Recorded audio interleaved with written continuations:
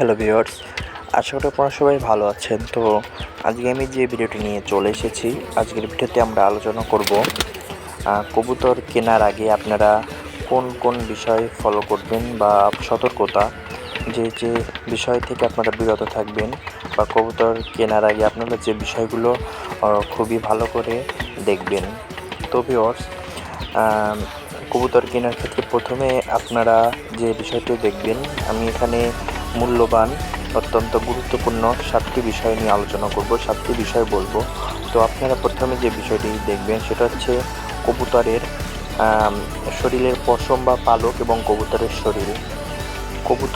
শরীরের পশম যদি নোংরা থাকে বা কোথাও পশম উঠানো থাকে বা লোম উঠানো থাকে, আর এবং কবুতরের শরীরটা যদি সুস্থ থাকে, কবুতরের শরীরে শুকানো থাকে, সেক্ষেত্রে আপনারা এই ধরনের কবুতর কিনবেন না। তারপরে দেখবেন কবুতরের নাকটা ঠিক আছে কিনা, কবুতরের নাকে কোনো সর্দি বা কোনো প্রকার রক্ত জমাট বা কোনো রক্ত আছে কিনা। এবং 3 নাম্বার যে বিষয়টা, সেটি দেখবেন কবুতরের ডানা ঝোলানো কিনা।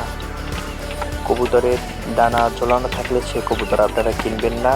এবং কবুতর কোথাও আঘাত আছে কিনা, কবুতরের কোথাও আঘাত আছে কিনা, কোথাও ক্ষত আছে কিনা, এই বিষয়টা আপনারা লক্ষ্য করবেন।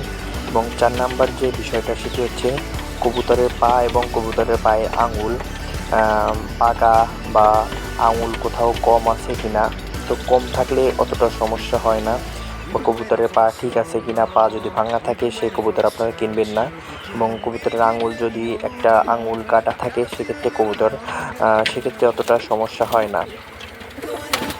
তারপর ভিউয়ার্স, 5 নাম্বার যে বিষয়টা, সেটি হচ্ছে কবুতরের মল বা পায়খানা।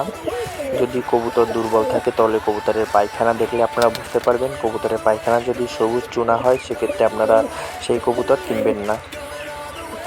তারপর যে বিষয়টা, সেটি হচ্ছে কবুতরের হাঁপানি। কবুতর যদি বেশি হাঁপায়, তো আপনারা সেই কবুতর কিনবেন না।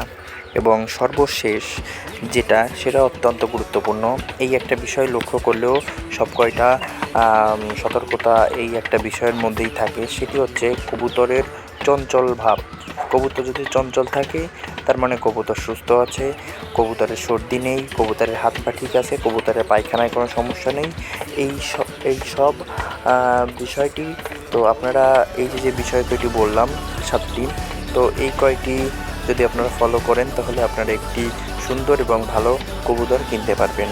তো ভিউয়ার্স, আজকের ভিডিওটি এই পর্যন্তই।